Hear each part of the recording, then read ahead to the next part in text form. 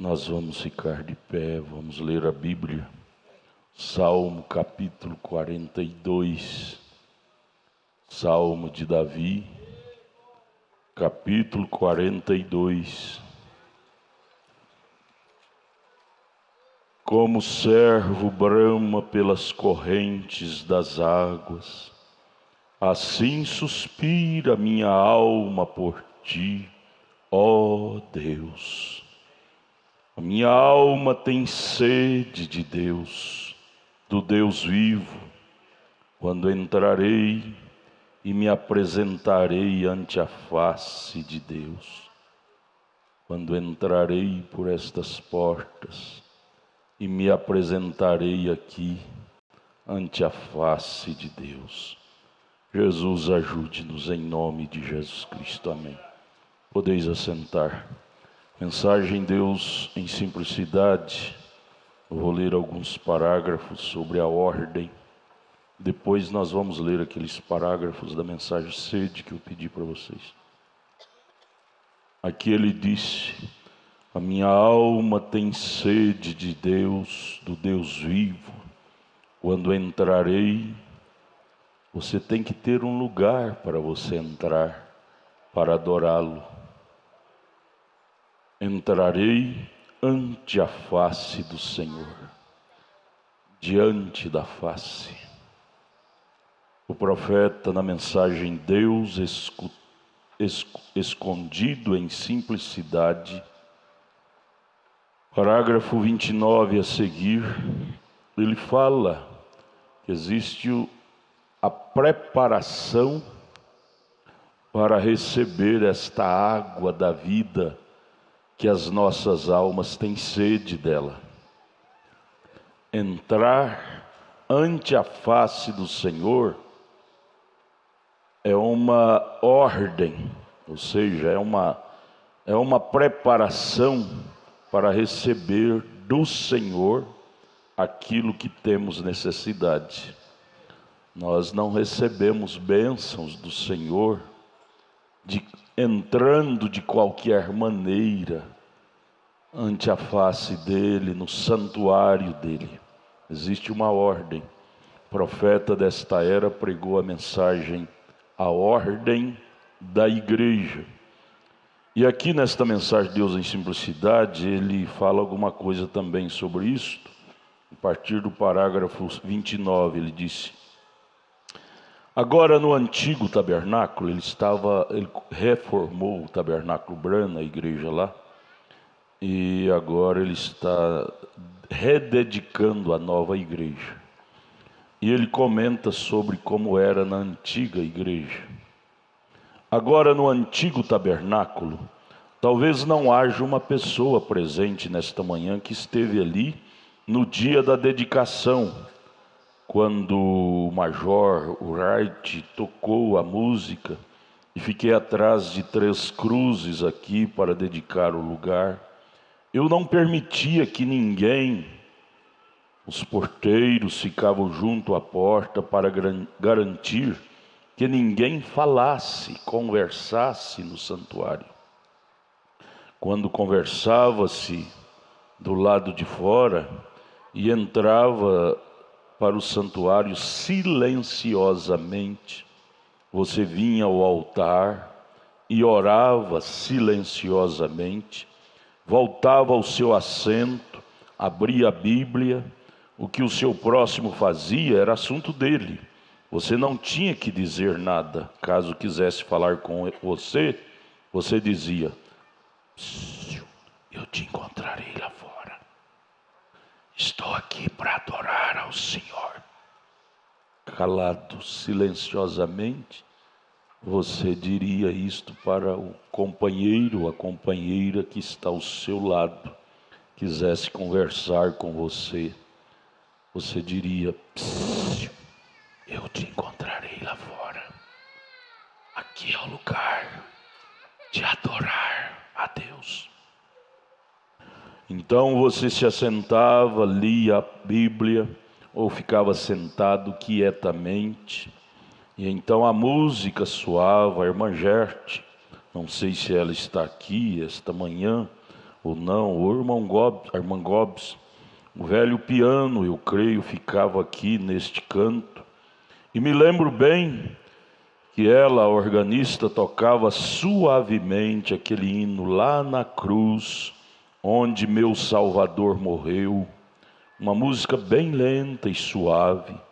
Então, até que chegava a hora do culto, o dirigente de cânticos se levantava, dirigia uns dois hinos congregacionais, e então, se alguém tivesse um solo de destaque, o cantava, mas nunca um comportamento desrespeitoso na casa de Deus. Então a música tocava continuamente, e depois, quando ouvia isso, eu sabia que era hora de eu vir à frente, subir na plataforma. Oh, quando o ministro entra em uma congregação de pessoas orando, sob a unção do Espírito, você há de ouvir do céu. Aquele culto será do céu. Quando o ministro entra diante de uma congregação que está na ordem do Espírito, você há de ouvir do céu. Simplesmente isto. Não há como evitar. Quando a unção está sobre a coisa, não há como evitar de Deus falar. Mas se entra em confusão, conversa, você fica tão confuso, o Espírito Santo é entristecido, e nós não queremos isto em nosso meio, não. Queremos vir aqui para adorar. Temos lares encantadores, e assim por diante, em casa, onde visitamos nossos irmãos, nossos amigos, para onde o levamos para conversar lá nos nossos lares. Porém aqui não viemos para ter companheirismo uns com os outros, embora isto é bom lá fora, após o culto terminar. Mas o objetivo principal é termos companheirismo com Deus. No parágrafo 35 a seguir ele disse: e então, muitas vezes adolescentes e às vezes adultos chegam, você sabe, jovens, passam bilhetes e brincadeiras ou algo assim dentro do santuário, uns para com os outros. Agora você tem idade suficiente para saber que não deve fazer isto. Estar passando bilhete, mensagens no celular, uma para outra, um para o outro. Ele diz: você tem idade suficiente para saber que não se deve fazer isto no santuário. Você atrapalha a adoração dela, você atrapalha a adoração dele. Conversar. Está vendo? Você deveria saber que não é para fazer isto, não é para isto que viemos aqui. Está vendo? Você não deveria vir aqui, se espera ser um verdadeiro homem, ou se você espera ser um verdadeiro homem, jovem, ou em algum dia, uma verdadeira mulher, em algum dia, se você espera ser, criar uma família para o reino de Deus, então comece bem desde o princípio. Tudo começado certo tem grande chance de terminar certo. Porém, tudo começado errado tem grande chance de terminar errado. Se podes fazer certo, para que fazer errado, não é? Veja, haja certo e faça o certo. E agora, claro, pelo princípio, veja, haja certo e faça o certo, e veja o que acontecerá contigo. Bênção sobre bênção. Agora os porteiros, diáconos, ficam nos cantos do edifício, e assim por diante. E se houver qualquer comportamento impróprio aqui, eles estão ordenados como dever, e os administradores se sentam ali, para que, no caso de alguém começar a se comportar mal, eles estão comissionados a pedir que a pessoa fique em ordem. Temos a placa lá fora. Quando começa qualquer trabalho no santuário, todas as dependências da igreja é santuário. Nos quartos lá em cima, nos banheiros, aí no pátio, na cozinha. As cozinheiras não podem aproveitar que está cozinhando, tem o direito de falar tudo. Falar o mínimo possível e assim mesmo com ordem. Com ordem. Na cozinha, você entristece o Espírito Santo lá na cozinha. Cadê minhas cozinheiras? Estão aqui? Creio que estão, não é? Vocês entristecem o Espírito Santo de Deus com o mau comportamento lá na cozinha. Estamos trabalhando. Estão trabalhando, mas em horário de culto. Fale somente o necessário e bem baixo. Baixo, tão baixo.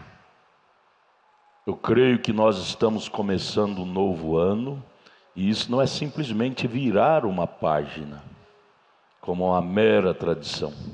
Estamos querendo virar uma norma de vida também para melhor. Não é isto? Amém, Jesus? Veja, então os diáconos estão comissionados. Quando bate o sino, tem jeito do estúdio bater o sino aí? Tem? Sino. Você está tomando café lá, o sino toca.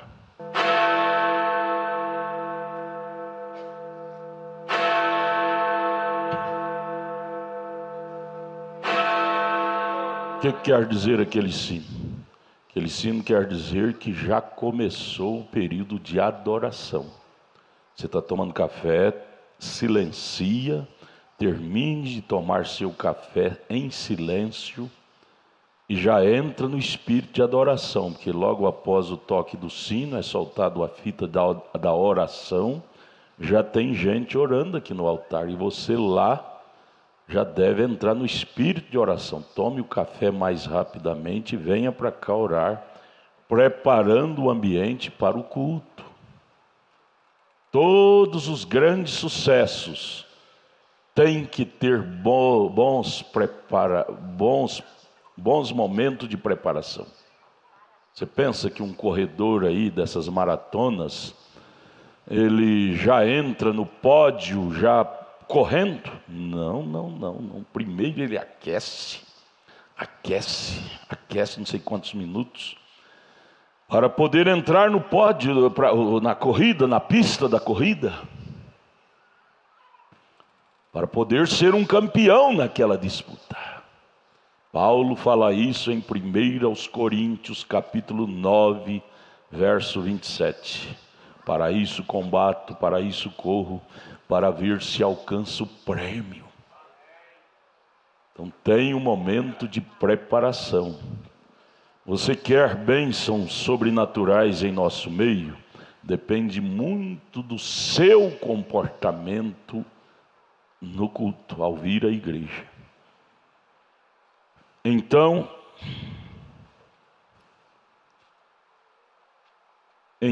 se ela não te dá o respeito, seria melhor que outra pessoa ocupasse seu assento. Pessoa ao seu lado, com mau comportamento. O irmão Brana disse, chame a atenção, é seu dever chamar a atenção da pessoa. Psiu, aqui dentro não, lá fora nós conversamos. Ou então vai na minha casa.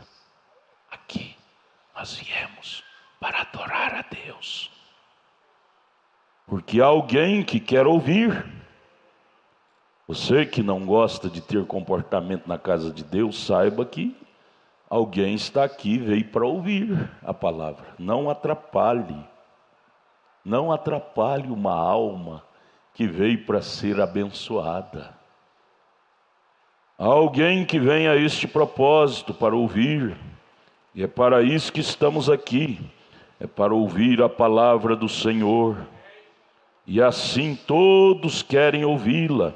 E querem que esteja o mais quieto possível. simplesmente o mais quieto possível, ou seja, nada de falatório ou desordem. No Tabernáculo Branda, meia hora antes, tinha o toque do órgão, suavemente. Aqui, nós usamos passar aquela pregação do profeta ou de algum pregador, que é também um culto, uma adoração. 38. Claro, alguém adorando ao Senhor, isto é o esperado. É assim que deveria ser. É para isso que você está aqui. É para adorar ao Senhor. Eu vim aqui para adorar ao Senhor. Se você sente vontade de louvar a Deus ou de gritar, faça isto, veja, porque é para isso que você está aqui. Adorar a Deus, gritar, louvar, faça, que é lugar disto. Falar em línguas antes do culto começar, faça isto, que é lugar disto. Não conversar assuntos naturais, nem espirituais, que fere a ordem. É para adorar ao Senhor em sua própria maneira de adorar. Mas não há ninguém que adore ao Senhor enquanto você está em desordem, conversando, passando bilhetes. Você está ajudando outra pessoa a se afastar da adoração do Senhor. Aquela menina passando a mensagem para mim, eu vou responder. Não responda. Esta hora é hora de você ser sem educação. Não responder. Você está contribuindo para ela sair da ordem e você também. Veja, desta forma sentimos que isto está errado. Queremos tornar isto um regulamento em nossa igreja. Você é parte da igreja do profeta? Assim como todo Israel era parte da igreja de Moisés, nós somos parte da igreja do profeta. Em que nossa congregação, quanto a esse edifício, que esta igreja seja dedicada ao reino de Deus e à pregação da palavra. Portanto, ore e adore. Portanto, ao vir aqui, ore e adore. Diga para o seu irmão: irmão, ore e adore. Ore e adore.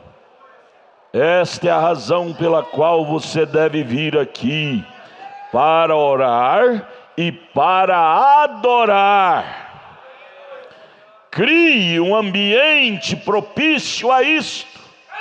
Está em nosso alcance a criar esse ambiente, através de nosso comportamento espiritual.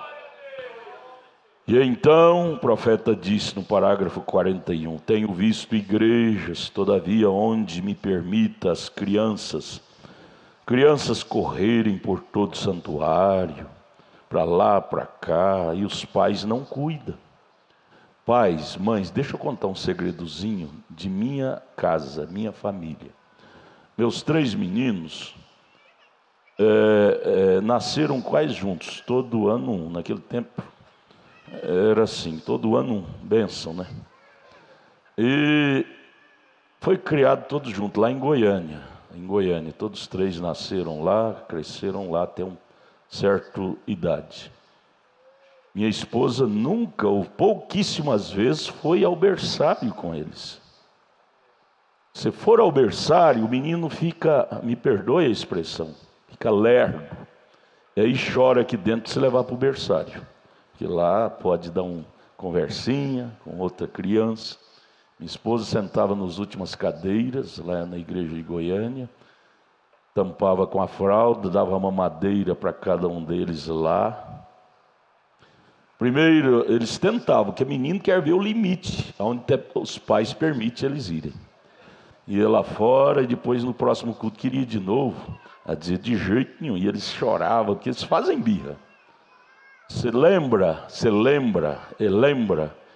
de, eu creio que é Isaías ou Jeremias capítulo 3, é Isaías 3. Isaías 3, ou pais, mães, escute isso aqui, ó.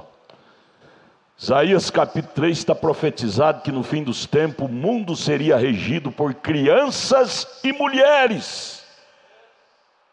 Crianças é que dá ordem para os pais. Rola no chão, faz birra e o pai vai lá atrás, a mãe vai lá atrás. Está errado. Isaías capítulo 3 profetizou isto. Crianças estaria à testa do governo da casa, da nação. Eu já prometi, eu mandei fazer, o feitor lá está demorando demais. Mandei fazer um cinto, um chicote, para mim dar para minha nora. Eu tenho um neto aí que é lerdo, anda para lá, para cá. Eu mandei o feitor lá, não sei o nome dele, fazer ele está demorando demais, viu? E ela vai cortar ele de chicotada. Chicote de espuma, mas bem feito. Chicote de espuma, mas bem feito. Mas o que acontecia com a minha esposa?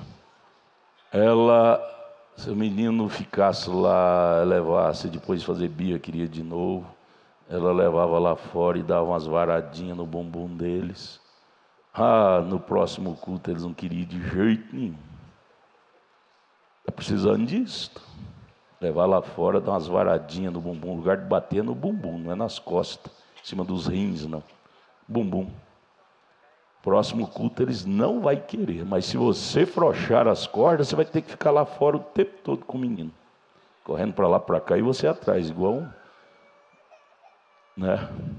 Isaías 3, final dos tempos, na testa dos governos, crianças e mulheres, é a coisa, a inversão de valores. Deus nos ajude a valorizar os valores.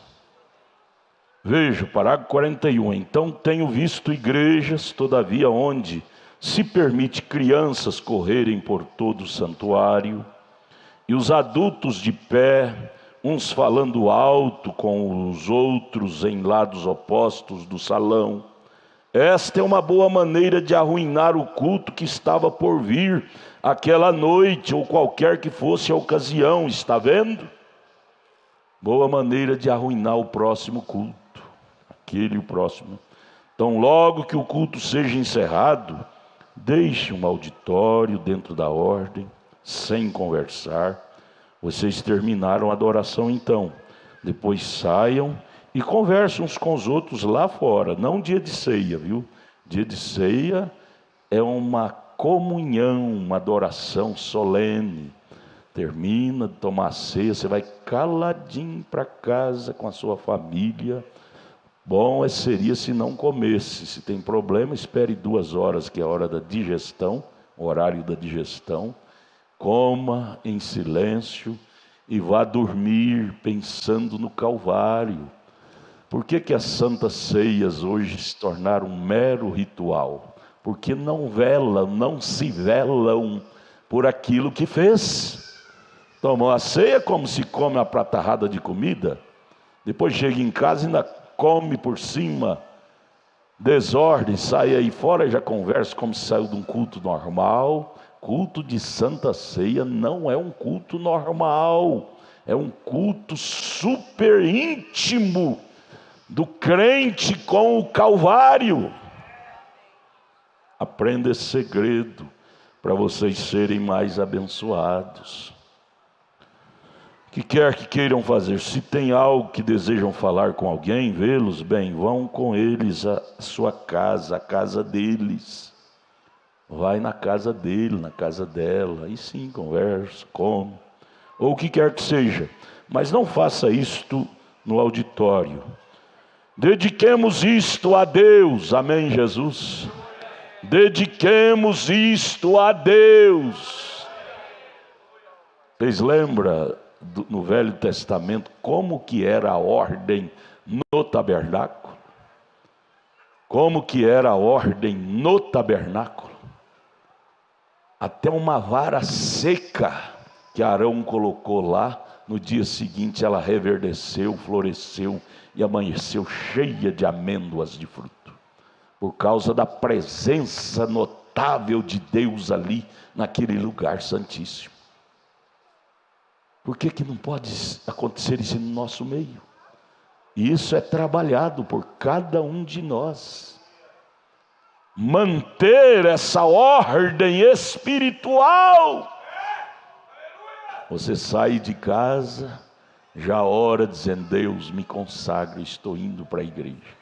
Chega aqui no altar, você ora: Deus, eu estou aqui na igreja, me dê um bom culto. Unja o pregador, unja os cânticos.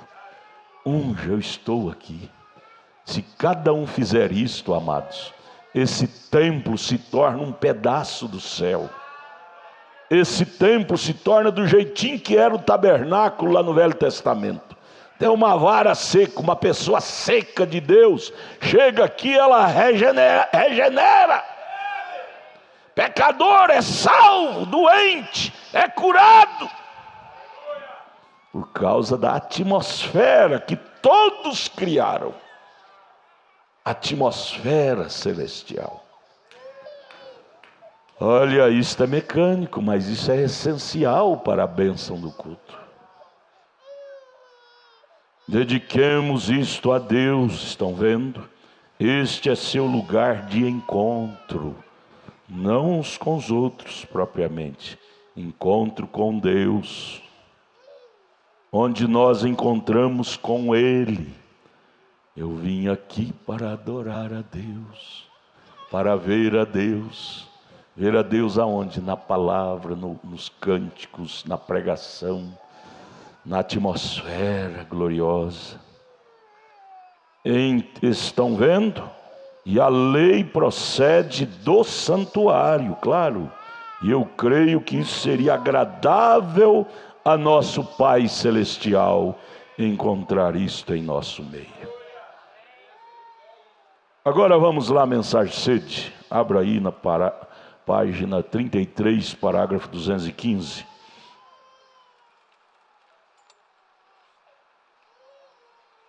Sede. Essas coisas, a ordem da igreja, só acontece em corações que estão interessados por Deus. Corações que não estão interessados por Deus, não liga muito com isto. Não liga de voltar para casa a mesma pessoa que veio. Mas corações que estão sedentos por Deus, desde que sai de casa já diz: Deus, eu não quero voltar para essa casa da maneira que eu estou indo, eu quero voltar melhor. Quero voltar uma pessoa melhor. E isso acontece. Está escrito em Provérbios, capítulo 23, verso 7. Como imaginou o seu coração, assim é, assim será. Lembrando naquela mensagem, o fundo clama o fundo, ele disse: você recebe o que você espera. Se você espera vir aqui e ver Deus, o Deus estará aqui para lhe mostrar. Mas se você espera vir aqui e voltar o mesmo, assim será. Que Deus nos dê uma boa expectação para cada culto, para cada reunião. Amém? Vamos aqui. Minha alma tem sede de Deus, como o servo brama pelas correntes das águas. No parágrafo 215, a seguir, ele conta duas historiazinhas, eu quero ver bem rápido com vocês. Anos atrás, quando tinha ouro aqui nas montanhas, garimpos de ouro, eu li uma história há muitos anos, sempre me lembro dela. Disse que havia um garimpeiro que saiu aqui para algum lugar além das montanhas aqui, e estava procurando ouro, e descobriu uma mina rica de ouro. E ele voltou pensando que, quando chegasse à cidade, o que ele seria, que todos os seus problemas terminariam. Ele encheu sacadas de ouro, jogou nas costas, atrelou, jogou nas costas, e no caminho, voltando para casa, foi se programando: agora eu vou ser um homem rico, não vou ser mais aquele pobretão, vou conseguir todos os bens materiais que toda a vida eu sonhei ter. E ele tentou dizer: amanhã vou chegar e vou. Apenas um dia de viagem demorava. E ele estaria na cidade e venderia o ouro, né? Teria o ouro. E ele tinha grandes sacos cheios dele, de ouro. 216. E ele tinha um cão com ele, um cachorro. Não comparando agora o cão com o Espírito Santo, mas estou fazendo como uma ilustração. Mas este cão, durante a noite, chegou a noite, ele teve que parar para dormir em uma pousada.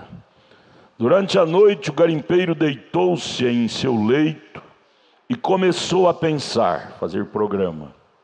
Agora, amanhã eu vou levar todo o meu ouro, me tornarei exatamente o que sempre quis ser. Eu sempre quis ser um homem rico. Eu queria possuir coisas finas e assim por diante. E então esse cão começou a latir altas horas da noite. Cachorro amarrado na corrente, mas latindo bravamente. Porque havia um inimigo se aproximando. O inimigo descobriu que aquele garimpeiro estava levando ouro. Então o inimigo perseguiu para roubar o ouro dele.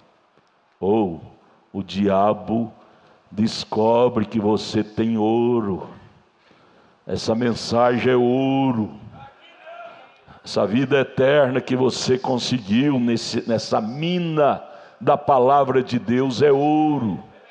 E o diabo usará todos os artifícios para roubar este ouro seu. Veja. Então este cão começou a latir, porque havia um inimigo se aproximando. O latido do cão, do cachorro, era o alarme para o garimpeiro entender que ele estava correndo perigo. E ele saiu lá e disse para o cachorro: cala-te! Nervoso, estava atrapalhando eles fazer seus programas para se tornar rico. Cala-te, cachorro! E assim o cão se aquietou. E mal voltou para a cama, começou quase dormindo, e o cão começou novamente, pulando na corrente, e ele foi até a porta novamente e disse para o cachorro: cala-se! Quero que saiba que amanhã serei um homem rico, veja. E este era seu grande sonho. Mas o cão começou a latir novamente. E finalmente ele ficou tão desacorçoado que foi e pegou sua espingarda e atirou no cão e o matou. Veja, silenciou o alarme, a campainha que estava avisando que inimigo estava querendo matá-lo, roubá-lo. Ignorantemente, envaidecido, ele matou o cachorro. Matou, disse: de qualquer forma, não vou mais precisar de você. Amanhã eu serei um homem rico, vou me tornar um homem rico amanhã.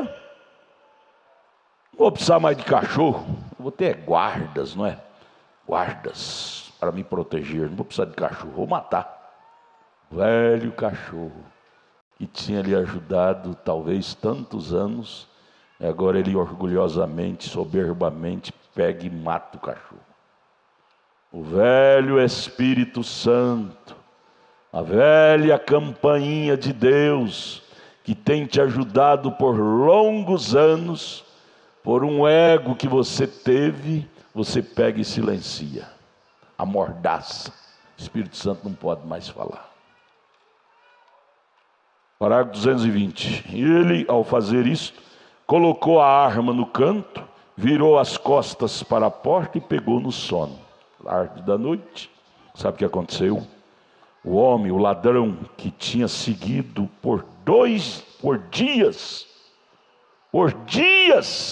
aquele ladrão estava seguindo ele, e ele nem sabia. São Pedro diz que o diabo, nosso adversário, anda seguindo-nos, procurando uma brechinha para ele nos assaltar.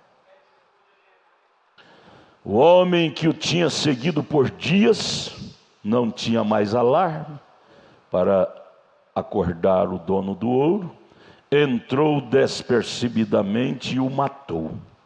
Matou o homem. E agora? Ele não era um homem rico mais, veja. Ele parou aquela campainha de aviso que estava tentando lhe dizer que a sua vida estava em risco. Ele silenciou aquela campainha que era o cachorro. Matou, que era a campainha, que era o alarme que estava tentando lhe dizer que sua vida estava correndo risco. Oh, irmãos, quantas vezes de uma forma selvagem nós fazemos isto. Filho fala, a esposa fala, o marido fala, o pastor fala, nós dizemos, é enjoado, é enjoeira, é enjoado. E viramos as costas ignorantemente e prosseguimos em nossos passos egoístas. Ele silenciou aquela campainha que estava lhe avisando que sua vida estava correndo risco. Irmão, irmã, você nunca tente silenciar este santo chamado em seu coração. Veja, unindo-se a uma igreja, recitando um credo, pertencendo a uma organização, há somente uma coisa que pode satisfazer essa alma sedenta, que é a pessoa Jesus Cristo. É a verdadeira água. Como o servo brama pelas correntes de água, assim minha alma tem sede de ti, ó Deus. Minha alma tem sede do Deus vivo. Veja, há algo em você que quer ver Deus se mover. Sua alma tem sede disto, ver Deus se mover.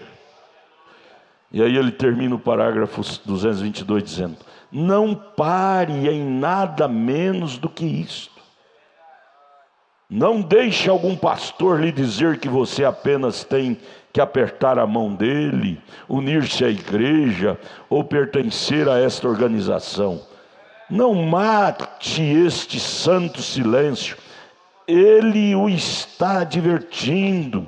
Virá um dia quando você chegará ao fim da estrada, ou virá um dia quando você chegará ao fim da estrada.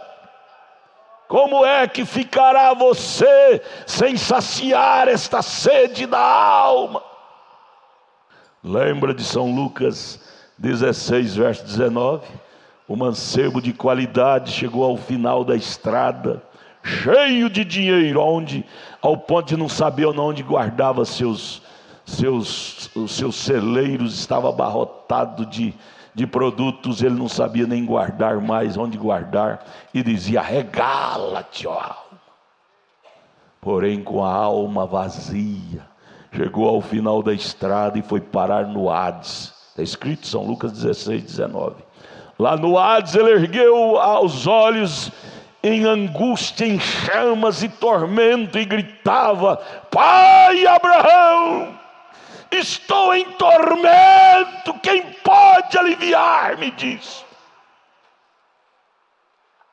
Você chegará ao fim da sua estrada um dia. Veja esse garimpeiro, ele silenciou a campainha do aviso que era o latir do cachorro, e aí o inimigo veio e o matou. Nem o cachorro viveu, nem ele viveu, e não pôde ser um homem rico mais. Se tornou pobre, material e espiritual também.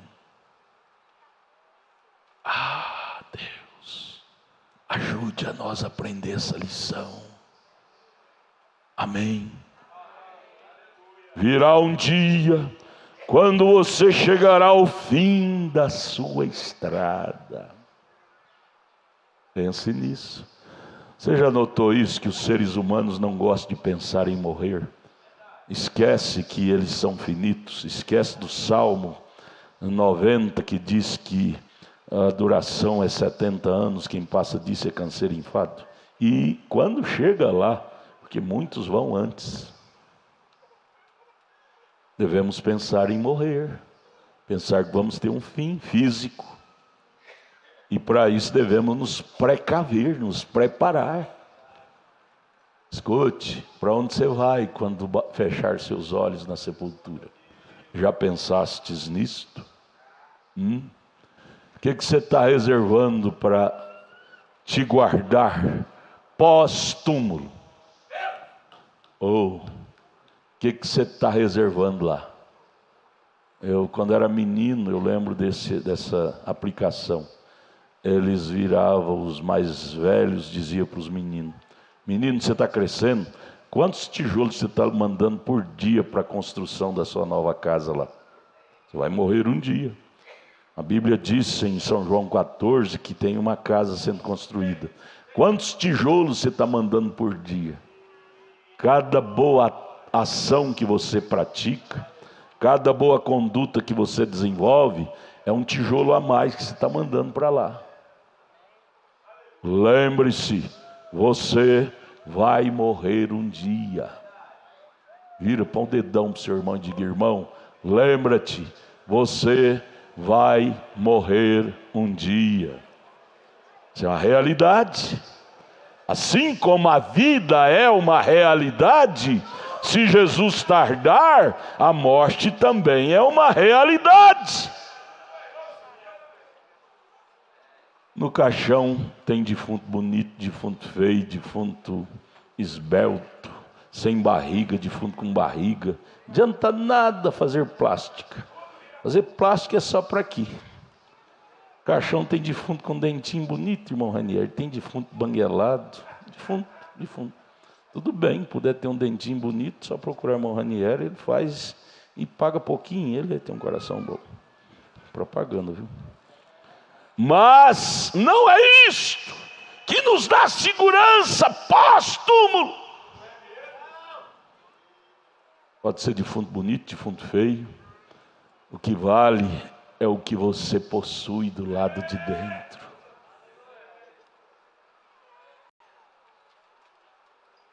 O que você está possuindo, guardando? Eu estou formando faculdade. Tudo bem, só que você tem que entender, faculdade dá direito de você viver uma vida regalada aqui. Bom salário aqui. Mas bate na porta lá, eles dizem que o porteiro lá é São Pedro. Vamos dizer que é São Pedro. São Pedro, eu sou doutor formado em faculdade de Harvard, melhor do mundo. São Pedro vai rir na sua cara e dizer: tudo bem, foi a melhor do mundo lá, só que aqui é outro mundo. Aqui é outro mundo. A faculdade de Harvard é a melhor do mundo lá, só que aqui é outro mundo.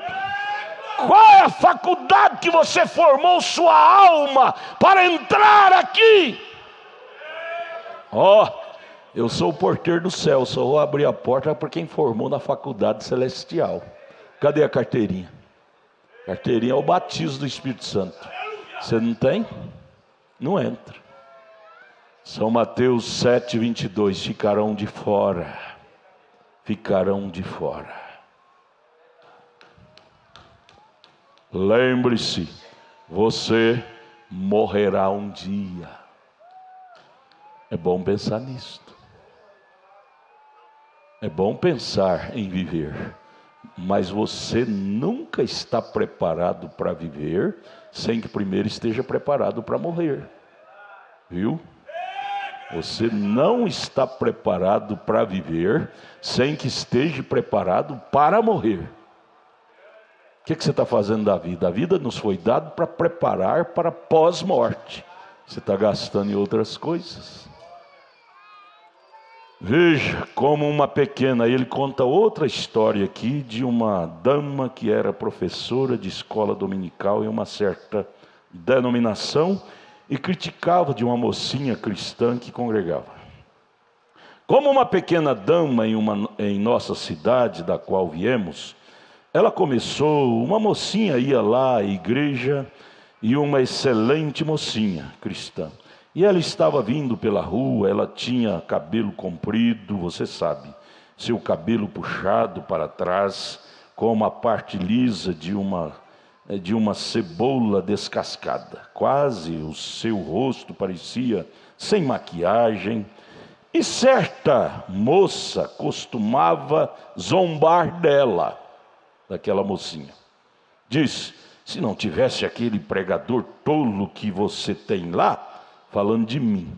Mombrano era pastor daquela mocinha cristã, cabelo liso, jogado no rosto, e aquela moça daquela denominação toda enfeitada de Max Factor, zombando dela. Você só anda desse jeito, com esse cabelo descabelado, sem maquiagem, é porque você tem aquele pregador imbecil chamado William Branham. Se você não tivesse, você estaria como eu. Tudo bem, tudo bem, tudo bem. Falando de mim, disse, você poderia ter aparência apresentável. Não é assim que o mundo religioso fala hoje? Apresentável. Esses vestidos soltos. Por que você não usa um vestidinho mais arrochadinho? Para ser mais sensual. Mas você parece que saiu de uma loja de antiguidade. A moça combatendo a menina. E ela simplesmente a fazia passar apertado. Toda vez que a podia vê-la assim, dizia: nosso pastor aqui não, nosso pastor aqui tem mente aberta. Nosso pastor aqui é light. Nós tínhamos um programa maravilhoso na Rádio FM aqui que pegava a Brasília toda. Isso foi nos anos 2003, 2004. Mas aí o pastor daquela igreja dizia para mim: pastor, seu programa tem que ser mais light, senão nós vamos ter que tirar ele daqui. Eu disse: pastor, como é que existe evangelho light? Ele é líder de uma grande denominação aqui. Dizia ele os conhece, que por que você faz assim? Isso não significa nada.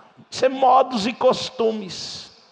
Cabelo longo, rosto limpo, é modos e costumes. Isso não tem nada a ver com santidade. Não tem nada a ver. Por que Jezabel foi comida pelos cães? Será que não é porque ela estava fora do original que Deus lhe havia feito? A minha Bíblia fala que foi. O jeito que você se veste ou pensa, o profeta diz, significa sim. A Bíblia de Deus diz que significa muito. Nossa aparência. Nós viveremos de toda a palavra. Assim, essa mocinha nunca dava atenção àquela crítica. Coisa boa, irmão, é você não importar com as críticas. Uma vez você tendo segurança que no que é verdadeiro você está, não há razão de você estar descendo ao nível e brigar com as pessoas que lhe criticam. Criticar é profissão do incrédulo. Porém, portar bem é profissão do eleito. Para que criticar, não é? Aquela mocinha cristã provou que realmente era cristã. Nem dava atenção a ela, seguia em frente. E o profeta disse, hoje ela é uma grande missionária, né? Uma missionária agora. Aí então esta jovem contraiu, essa jovem que criticava a outra, contraiu uma doença venérea.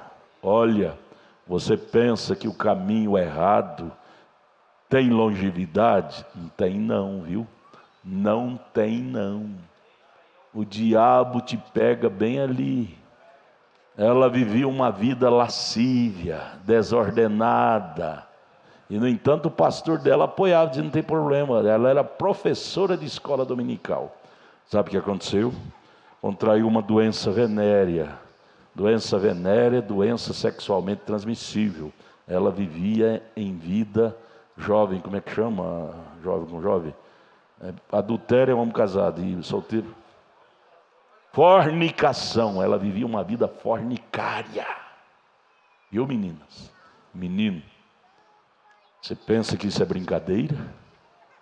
Foi pesquisado aqui no Brasil que 50 ou 60, não sei mais, sei que é uma porcentagem muito alta, dos aidéticos, os aidéticos são pessoas assim, pensando que não faz mal, não tem problema, e contrai a AIDS, quando descobre que é aidético, quase dá um tiro na cabeça. Pecado é perigoso. Ele traz consequências. Essa menina contraiu doença venérea e morreu. Um amigo meu bombeou o fluido de embalsamar nela quando ela estava morrendo. Ele me contou, disse, depois que ela estava morta, ele continuou sentindo o cheiro do fluido. Ela tinha um buraco comido em seu lado, doença venérea. Eles nem seus pais sabiam qual era o problema dela. E ela morreu. Não adianta você não contar para o seu pai nem para sua mãe. Um dia eles vão ficar sabendo. Deus já sabe. Mas antes dela morrer, ela ensinava na escola dominical e todos do seu pequeno grupo da escola dominical vieram ali no hospital, né?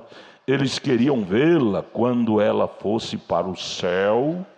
A irmã Tiburtina, professora da escola dominical, ela é uma irmã tão maravilhosa, tão light. Olha, talvez o pastor anunciou do púlpito, a irmã Tiburtina está à morte.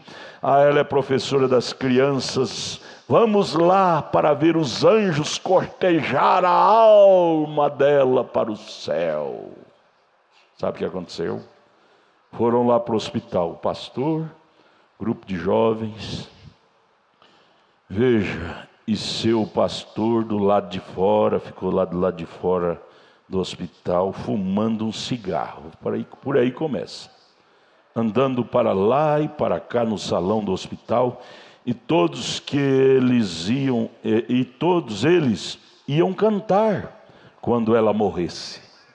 Na cabeça deles, eles iam cantar enquanto os anjos cortejavam a alma dela para o céu. Cantar, cânticos gospel, rock and roll. Você sabe, eles sabiam que ela tinha de morrer. Os médicos disseram que ela estava morrendo. Assim todos eles iam ver os anjos virem levá-la embora. Anjos? Só se for anjo vestido de preto. 228. E repentinamente, quando ela encarou a realidade, que ia morrer mesmo, agora ela era membro leal de igreja. Veja aí, amados, meninas, meninos, irmãos, a responsabilidade que está sobre os ombros do pastor. Isso é doído para um pastor ouvir. Era professora de escola dominical e membro leal de igreja, de uma grande e fina igreja denominacional. Mas quando ela começou a se debater, a morte a alcançou, seus olhos se arregalaram, e ela disse: estou perdida. Quando ela começou a entrar em transe, saía do corpo, ia, voltava. A pessoa antes de morrer, ela entra em transe, vai e volta. Quando ela foi e sentiu que estava entrando no inferno, ela desceu e gritando: estou perdida! Os olhos estufados para fora das pálpebras, e gritou em alta voz. Ela disse: estou perdida, tragam o pastor aqui. Parágrafo 229, o pastor, ele jogou fora o cigarro e entrou, disse: aqui, vamos pedir ao médico para lhe dar uma injeção, um analgésico talvez, não é? 230, ela disse: não quero nenhuma injeção, pastor. Disse: pastor, seu enganador de homens, O Senhor é um enganador de almas. O Senhor me viu errado e não me corrigia. Só porque eu tinha um alto dízimo. O Senhor não teve fibra para me chamar a minha atenção. O Senhor tinha um coração de galinha. Enganador de homens. Já pensou o pastor ter que tomar esse carão de frente da sua própria congregação? E ela continuou dizendo: estou morrendo, estou indo para o inferno. Estava em transia, voltava. Estou perdida. Por que você deixou de me contar a verdade, pastor? Eu estou indo para o inferno, culpa sua. Você deixou de me contar a verdade, pastor. Oh, irmãos, a coisa é séria, gente. A coisa é séria, nós não estamos aqui brincando. Ai do pastor que leva um ministério de uma forma de brincadeira. Ele vai responder alto. E ela começou a gritar para o pastor: vá buscar aquela mocinha Goldrui e traga até aqui para mim, bem rápido. Aquela mocinha está certa. Quem estava errado era eu de criticá-la. Ela estava certa, pastor.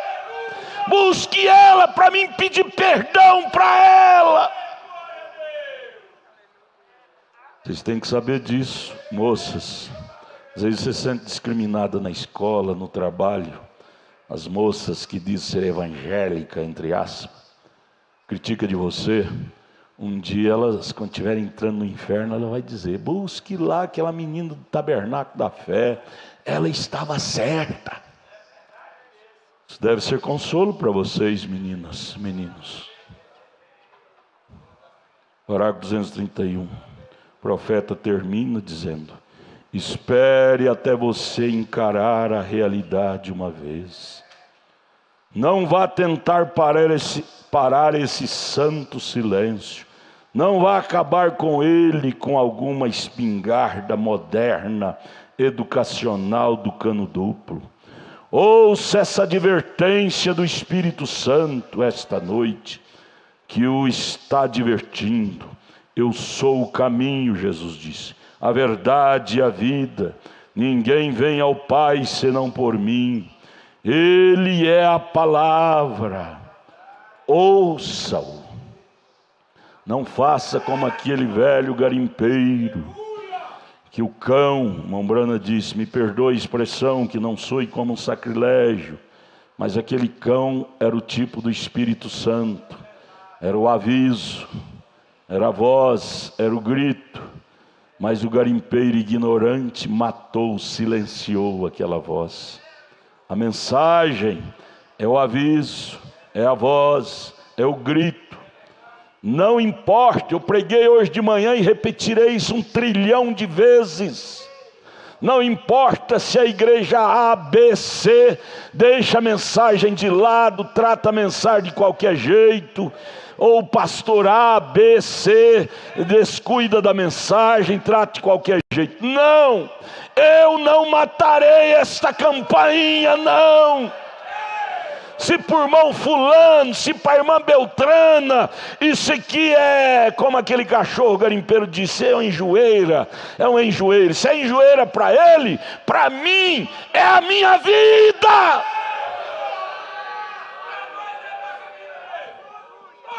Se esta mensagem é perturbação para Herodias. João Batista era perturbação para Herodias, que vivia amaziada de seu cunhado Herodes. Essa mensagem é perturbação para o pecado, mas para o eleito, ela é a resposta, ela é salvação, ela é vida.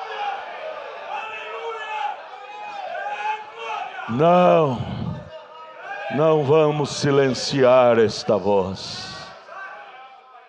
Esta voz é que nos tirou do fundo do poço. Irmão Moisés, esta voz é a que te tirou do fundo do poço das drogas e que nos tira todos os dias de nossos maus costumes. Aquele cachorro latindo de noite, ele estava para proteger seu dono. Esta mensagem nos corrige severamente, é para proteger nossa alma do inferno. Amemos isto, valorizemos isto, respeitemos isto. É para nos proteger do fogo, do inferno. Leia a mensagem, almas que estão em prisão. Irmão Brana foi lá naquela visão e ele disse: eu não desejo o inferno para o meu pior inimigo que for. Lá é terrível demais. Aquela moça condenava, criticava a outra, mas na hora da morte ela viu que a outra estava certa. Errado era ela. Jesus, ajude a nós pensar nessas coisas. Isso é coisa para se pensar, coisa para se memorizar. Brana não contava essas historiazinhas à toa. Isso deve ficar gravado em nossas consciências. Quando formos tentados a pecar, a transgredir, lembrarmos de historiazinhas como dessa moça. Pecado não traz bons resultados. Rude cruz se erigiu, me ajude. Ela o dia. 1 aos Coríntios capítulo 11, verso 23. Vergonha dor, mas contemplo esta cruz, porque nela Jesus deu a vida por mim, pecador. Sim, eu amo a mensagem da cruz, até morrer eu a vou proclamar. Levarei eu também minha cruz, até por uma coroa. Disse Paulo: porque eu recebi do Senhor e não escondi de vocês, não fiz como aquele pastor, conhecia a verdade e não ensinava aquela mocinha. Não, é como é bom ter um pastor tipo Paulo, tipo William Branham. Eu recebi do Senhor o que também vos ensinei ao pé da letra. Dá ou não dá segurança congregar numa igreja dessa qualidade? Que o Senhor Jesus, na noite em que foi traído, tomou o pão, tendo dado graças, o partiu e disse: tomai e comei, isto é meu corpo que é partido por vós, fazei isto lembrando de mim. Semelhantemente também, depois de cear, tomou o cálice, dizendo: esse cálice é o novo testamento do meu sangue. Fazei isso todas as vezes que beberdes, lembrando. Te lembra de Jesus. Quando for se deitar, te lembra de Jesus. Quando se levantar, te lembra de Jesus. Quando for trabalhar, te lembra de Jesus. todos os momentos de sua vida, lembrando, você vai vir na fila da ceia, lembrar daqueles golpes que Jesus teve na cruz, tudo por sua causa. Cada um de nós dizendo: foi por minha causa. Tomar do vinho, dizendo-se que é o símbolo do sangue que ele derramou, tudo por minha causa. Lanças cruéis romanas traspassou a carne dele, e dali jorrou esse sangue que eu estou tomando, esse vinho em memória, tudo por minha causa. Eu duvido que se você vier com essa consciência, você dá conta de continuar sendo um pecador, uma pecadora. Você sairá daqui agradecido, dizendo: Deus, permita-me viver para Ti. O Senhor fez tudo por mim, me ajude a fazer alguma coisinha para o Senhor. Nós só pecamos, amados, porque perdemos a consciência do que Ele fez por nós. Nos tornamos ingratos. Coração que tem gratidão não transgride, teme, adora. É momento de reflexão, não é? Vir lembrando dele. Verso 25: semelhantemente também, depois de cear, tomou o cálice, dizendo: este cálice é o novo testamento do meu sangue, fazei isso todas as vezes que beberdes. Em memória, quer dizer, lembrando, né? Lembrando de mim. Porque todas as vezes que comerdes esse pão e beber esse cálice, vocês estão anunciando a morte, o que aconteceu no Calvário, até que eu venha. Portanto, qualquer que comer esse pão, ou beber o cálice do Senhor indignamente, ou seja, de qualquer jeito, né, será culpado do corpo e do sangue. Já pensou nisso, irmão? Culpado, quer dizer, você é que matou Jesus. Culpado, tomar a ceia indignamente. Verso 28: examine-se, pois, o homem a si mesmo, e assim coma desse pão e beba desse cálice. Porque o que come e bebe indignamente, come e bebe para a sua própria condenação, não discernindo o corpo do Senhor. Por causa disto há entre vós muitos fracos e doentes, e muitos que dormem. Porque se nós nos julgássemos a nós mesmos, não seríamos julgados.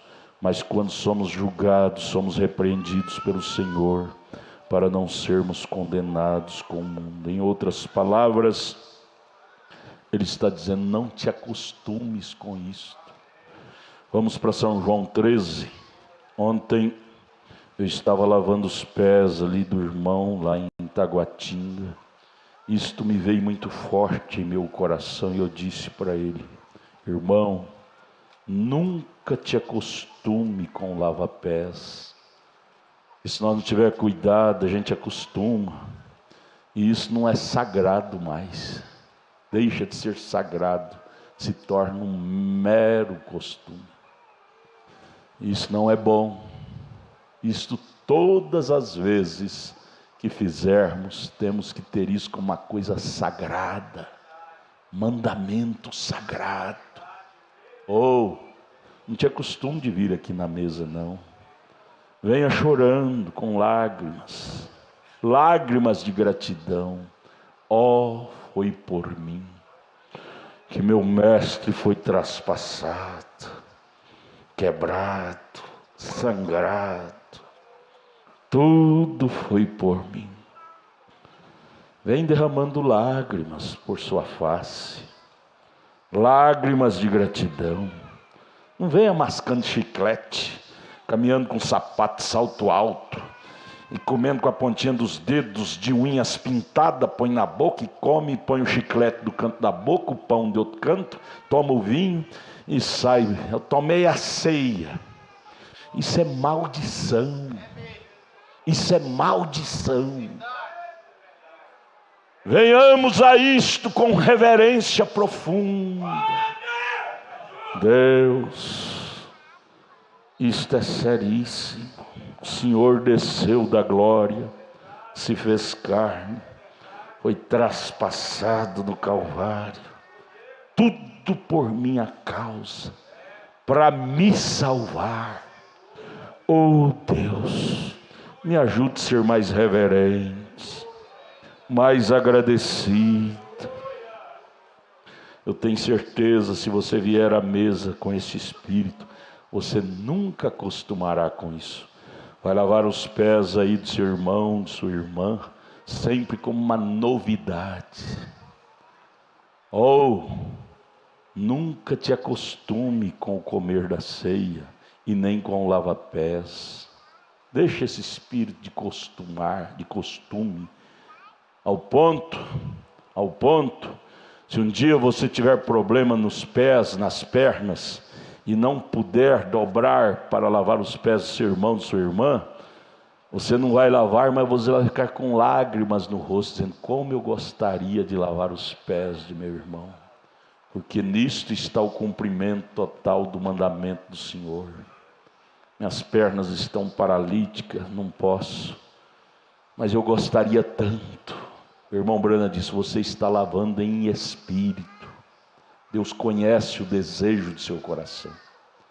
Não é aquilo: graças a Deus que eu tenho esse problema nas minhas pernas. Diácono, eu estou com uma alergia aqui, eu não vou lavar meus pés não, viu? Gente, você tem que saber que a água é santa. Quando é colocada lá é santo. Diácono, vamos pôr uma taçazinha individual, cálice individual. Meu irmão tem hálito de esquisito, vou tomar aquele resto do vinho que ele tomou, faz mal para mim. Irmão Brana disse na mensagem Religião Híbrida, parágrafo 155, ele disse: a igreja primitiva tomava em um só cálice, porque aquilo era santo. Quando você opta por cálice separado, você está dizendo que é imundo. É imundo. Aqui é sagrado, aqui tem a cura divina. Que tem a cura divina. Na água da bacia, lavando os pés, tem a cura divina dos seus pés. Aquilo é sagrado para os sagrados, mas para os imundos é morte. Depende muito em que espírito aproximamos da coisa. Não te acostume com Deus, não. Não te acostume com as coisas de Deus, não. Não é bom. Não é bom. Tenha como uma novidade. Eu preguei hoje de manhã aqui. Vocês lembram? Marido casa, tantos anos de casado, a relação íntima com a mulher torna a coisa qualquer. Não tem mais sabor. Acostumou. Eu te pergunto, está certo isso? Por que deixou? Por que deixou te acostumar? Aí vem a tentação. Novas experiências. Eu tenho que arrumar outra. Ela diz: tem que arrumar outra, que meu marido tem enxavida, minha mulher tem enxavida. É porque acostumou. Não te acostume com sua esposa, não. Todos os seus encontros tenha como se fosse o primeiro. Com ela, com ele. Tenha como se fosse o primeiro. Interessa se tem 40, 50 anos de casado, porque isso é sagrado. Paulo disse em Hebreus capítulo 12, ou capítulo 13, ele disse: venerado seja o leito sem mácula. Venerado, não amaldiçoado, mas venerado. Santo para quem toma como santo, imundo para quem toma como imundo. Te acostume não é bom. Não é bom acostumar com as coisas. Vamos lá, São João 13, versos 4 e 5, diz: Jesus levantou-se da ceia, tirou os vestidos, tomando uma toalha, cingiu-se. Depois deitou água numa bacia, começou a lavar os pés aos discípulos e a enxugar-lhe com a toalha com que estava cingido. Verso 12: depois que lhes lavou os pés e tomou seus vestidos e assentou outra vez à mesa, disse-lhes: entendeis o que vos tenho feito? Vós me chamais mestre e senhor, e dizeis bem, porque eu sou. Ora, se eu, senhor e mestre, vos lavei os pés, vós deveis também lavar os pés uns aos outros. Isso é mandamento. Porque eu vos dei o exemplo. Gente, tudo que você for fazer na vida, procure exemplo, na Bíblia tem. Para que, como eu vos fiz, façais vós também. Na verdade, vos digo que não é o servo maior do que o seu senhor, nem o enviado maior do que aquele que o enviou. Verso 17. Se sabeis estas coisas, o que ele disse? Bem-aventurados sois se as fizerdes. Oremos. Senhor, nós levantamos esse pão, feito por mãos santas. Pedimos, Senhor, consagrá-lo, santificá-lo, para esse ato tão solene que vamos desenvolver. Doravante isto simbolizará o corpo martirizado de Cristo no Calvário. Viremos à mesa comer desse pão, lembrando do que isso simboliza para nós, o Calvário. Santifica, Pai, para isso, este vinho, fruto da vide. Doravante simbolizará o sangue de Deus derramado na cruz, para nos perdoar de todos os nossos pecados. Santifica-o para este símbolo tão importante. Consagra-o, purifica-o, consagra a nós também que vamos vir à mesa, que ao comer desse pão, ao tomar desse vinho, produza cura divina para nós, batismo com Espírito Santo, renovação de espírito. Ajude-nos, Pai, enquanto solenemente nos aproximamos da mesa do Senhor, com o perdão de nossos pecados.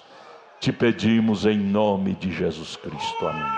Assentai-vos, ore pelo seu irmão que está ao seu lado, pela sua irmã, enquanto o pão será quebrado.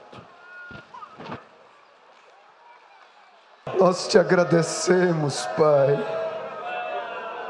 por esta oportunidade que o Senhor nos dá de estarmos aqui nesta noite, Senhor.